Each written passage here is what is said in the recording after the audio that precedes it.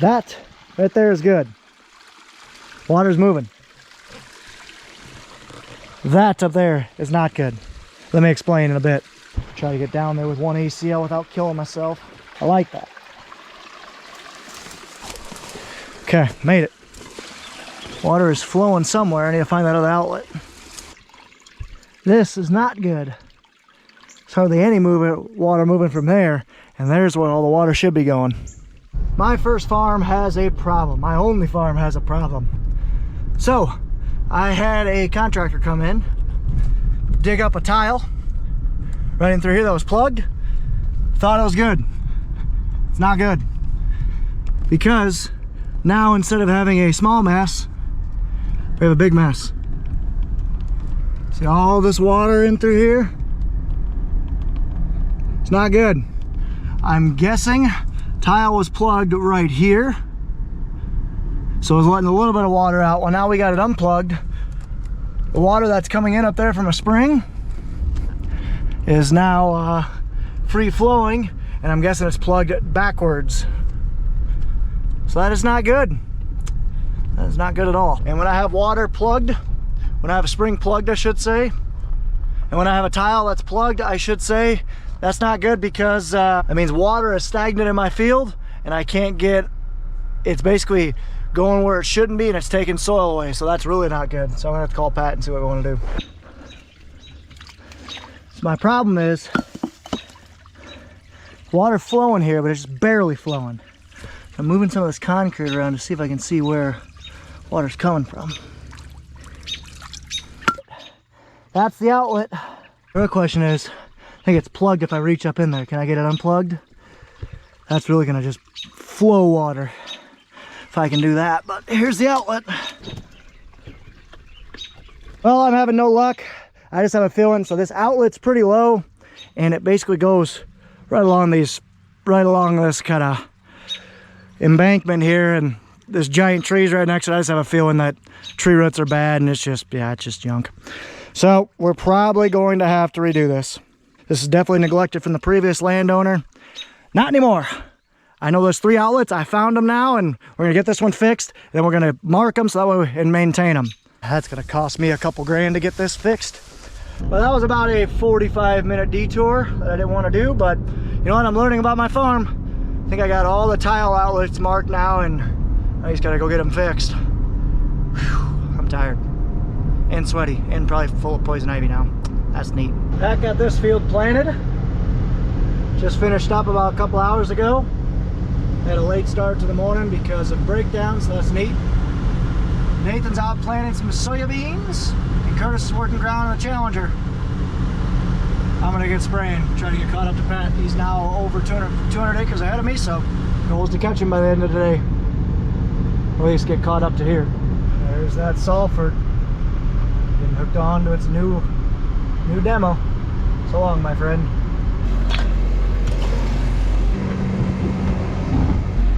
Get some fuel and I'm gonna head south. Pat hasn't left yet. He's probably gonna get fuel. Yep. I'll pull out of the way.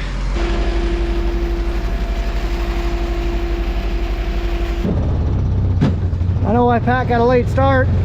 He had to run to go get water to the cattle because they were thirsty. Didn't have any water for the last day and a half on accident.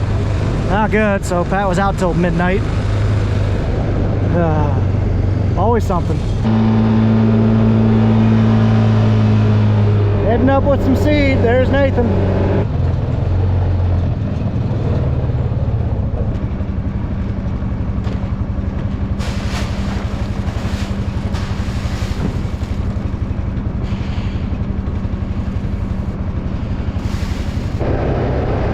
I love seeing weeds dead. I love it. So I'm gonna have a change of plans as well. I'll explain that in a bit, but first I'm gonna get Pat filled up with some seed. Gonna fill some extra seed from Nathan's planter, fill that in here.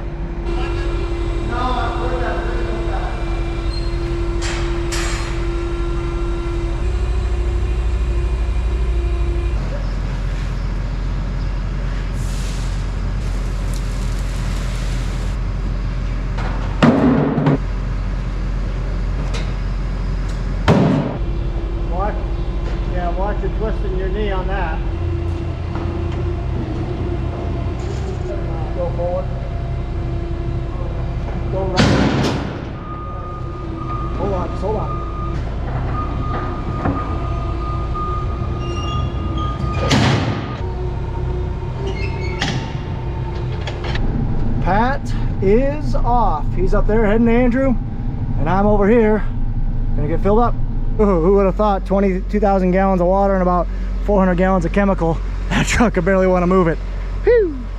Okay, let's get them situated. I got both semis sitting here, so it's kind of hard to get in here.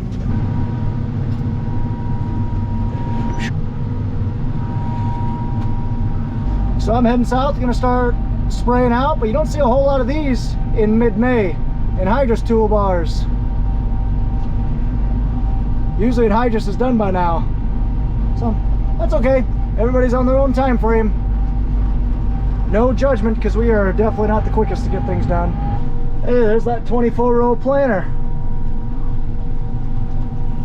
that I passed not too long ago yesterday. So there's a hay I sprayed the other day as well. Sprayed it for bugs. It's looking good. Our wheat is looking great. It's headed out. We're harvesting that here in about a month and a half. Pretty cool being up on top of the world up here. Out here spraying this piece because it needs it. It absolutely needs it. Spots right like that. Don't see too many of them around anymore ever since our local co-op got rid of theirs.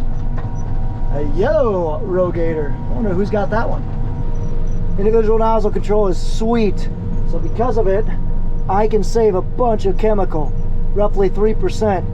Because normally I'd be spraying that entire outer half of the boom. But now I can only spray where I need to.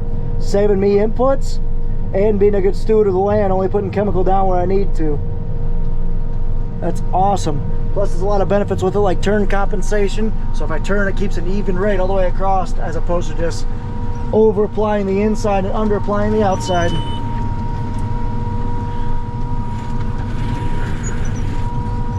My flow rate's pretty good. I'm doing 15 gallons per acre. I just hit 0 and I'm right at 50 acres. That's pretty dang good right there.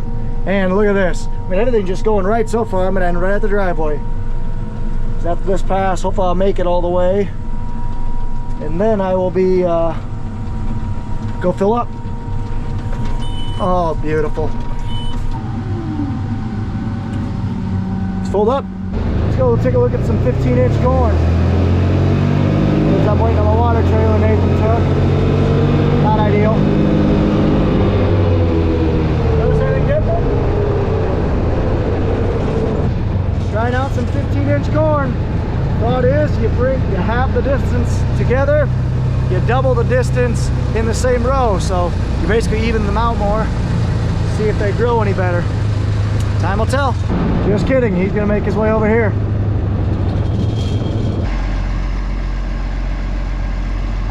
Loaded. Heading to the next one. So my sensors are acting weird. I got an error for, basically I saw my boom all the way up in the air. I didn't know why. I got an error saying no signal.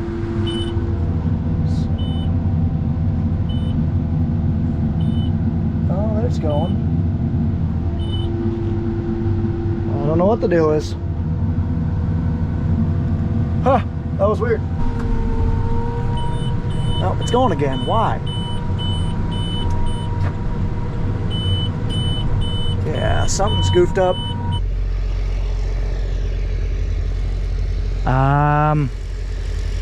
I'm not sure. Sensors look fine. I wonder if the sensor looks bad, or the sensor went bad. I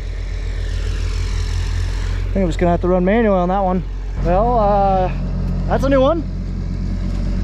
The sprayer is getting older. It's almost at 2,000 hours, so just what can I do? What can you say? You're gonna have to starting to break, but still, that's a weird one. So it's working now that I shut the outer sensor off, so I think that outer sensor's bad. So I'll have something to look at tomorrow, I suppose. I'm gonna send it for today. Watch this individual nozzle control. Every one of those nozzle bodies can shut off individually. Boom. Shut off, and it can turn on. Sweet. There's our first planted cornfield. Stuff's already at V2, V3. Nice. Just about out again. This will be 100 acres spread out today. Not too bad so far. And I gotta bring Pat some seed here shortly, so we go. Now I'm out. So I have a little bit of slither left. What I'm gonna do, I'm gonna clean out my filters because I can. They're starting to get plugged up a little. So I'm gonna clean those out. So I have 3 filters on this machine. 2 back here that are finer mesh, 1 in the front. That one, the one in the front hardly ever gets plugged. Partially because it's much coarser. There's a lot more opening area, whereas this one's much finer. I'll drain it out. There'll be a little bit of chemical, but because I literally just ran out, it won't be a lot.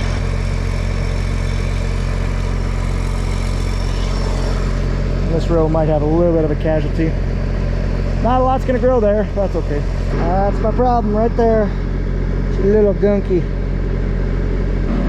You guys tell a difference? Not much. Let's roll. Curtis is back already? I wasn't expecting him to be back till dark. Huh. Curtis is gonna go do night chores while I am greasing the sprayer. Greasing the sprayer, as some people say. Alex. Just ran out of grease. That sprayer takes a lot of grease, a lot of maintenance points. But we're getting her cleaned up. We're getting her taken care of, I should say.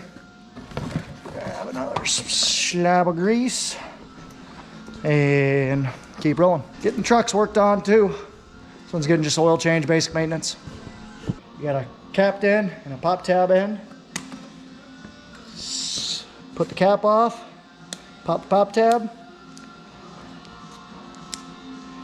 Rub the grease on there because you want as much as possible. And go put it in your grease gun. Let's go ahead and unfold all the way. I forgot 2 Zerks and then we'll be good. Gotta be fully unfolded to get one of these. Just doing that real quick. Okay. That thing's serviced. Ready to roll. So now I just gotta put fuel in there and I should be able to spray a load here this evening after I go bring seed to Pat. There tonight. Thank you.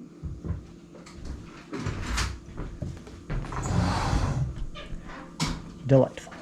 Let's hit the road. We're gonna bring some seed out to Pat. It's our seed tender. It's got 2 boxes on there. Those 2 boxes cost roughly, well, those 2 boxes can plant roughly 220 acres, a little shy of that. And each one of those boxes cost roughly 13 to 14 grand. So yeah, that's about 30 grand worth of stuff right there. So it'd be an expensive wreck. It's corn. Growing nicely. Keep that upward trajectory. So I'm heading north. Gonna go bring Pat some seed. He'll probably be waiting on me, so I'm gonna hightail it as safely as I can. Just making her down to the Andrew farm. Pat was waiting for about 5 minutes, so not ideal, but it is what it is. Pat hasn't planted that yet. He'll probably end there, more than likely. But I'm going up the hill through the yard here. Stuck her in 4-wheel drive, got her in low. I'm trying to get stuck. Glad I took this truck. Oh, bouncy. A little rabbit. Rats in the house. Remember one time we were harvesting up here in January. Yeah, January. And we ended up pulling a grain cart up this hill and got stuck. Spun out in the ice. There's Patrick. Alright, let's get her going. Get him going. Those 2 fields to the east, the one up on top and the one down below, are done.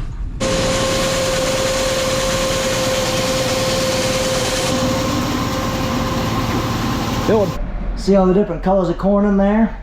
So the green and purple, that's your refuge in bag. What that means is you plant about 4% of your crop. You want that to be a non-seed treat or a non-insect repellent, disease repellent one.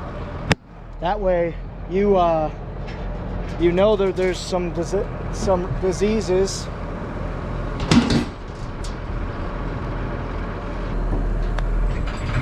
insects will kill and then you really can't do anything about. Well, that way you put your 4% of that in there. That way the insects kill those or attack those plants. That way a majority of your plants are good. Now we'll go ahead and fill this up. Good. There we go.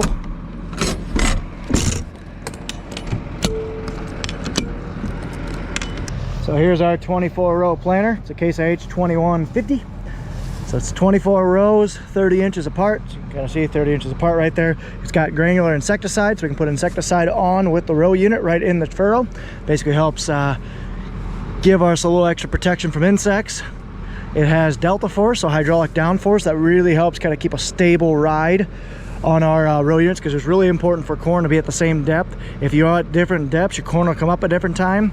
And corn is like your three triplet brothers that would always fight all the time. They'll just beat each other up, and eventually the bigger ones will win, or the one that gets out first. So ride is important. Got a lot of cool things on this unit, so hopefully we'll stick around a little bit and see them plant a little. So I just gave seed to our planter. It's our Case IH 24 row 30 inch 2150 planter. There's a seed tender. Beautiful night to get some stuff in. We haven't had crap for a seeding window this year, or a planting window, so we're thankful to have these couple days before the rain chances come back for tomorrow. We're closing in on 75% of the way done, so give us a few more days and we will be all done. Got 1 acre left in this field, and he's got a 50 acre field here, and he'll move over to Bellevue and this farm's done.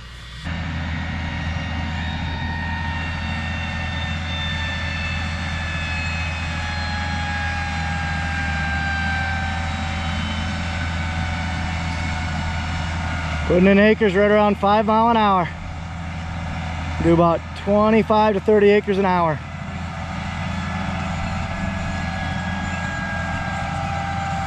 Check his depth and spacing.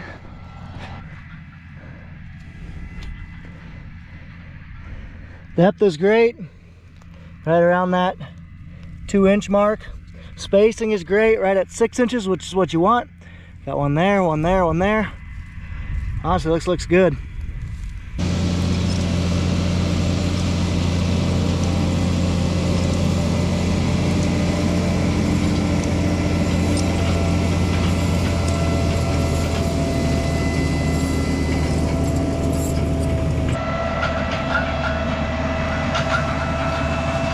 He's good to go. So are we. Let's hit the road. I gotta go run the seed tender up to Bellevue, which is the next farm. Drop the pickup. And then we'll head back to the farm. By that point it'll be 8:30, 9 o'clock, and probably time to quit. Come back tomorrow morning and start catching the planter. Got 120 acres to do down south. Got 100 acres to do up here. And then hopefully by that point I'll get moved up to Bellevue. Time to head back. I guess I'm heading east first, then south. Deer! Hi, deer! There was one. 2 of them up there. You guys remember from yesterday's video, you guys go check it out, but they were merging this hay yesterday. Well, they just chopped it. Looks like they just got done chopping it. There's John Deere forage harvester. So here's our Bellevue bottoms. Gonna be planting this tomorrow, hopefully. Patch should get done at Andrew if everything goes well, and moved up here tonight. Let's unhook this unit.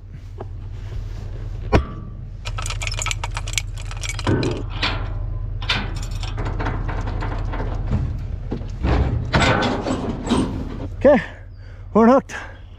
Leave this thing here.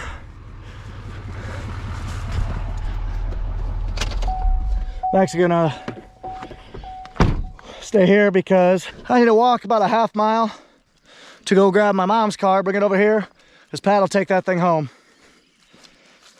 Actually, JK, I'll just leave that here for Pat, and I'll take my mom's car home. A freaking raccoon crossing. To walk all the way down there, then to walk across, or to jump here. One ACL or not, I'm always a daredevil. If you guys see me drop the camera and hear me scream, you'll know what happened. Man, who worked this ground? Looks great, right along the edge.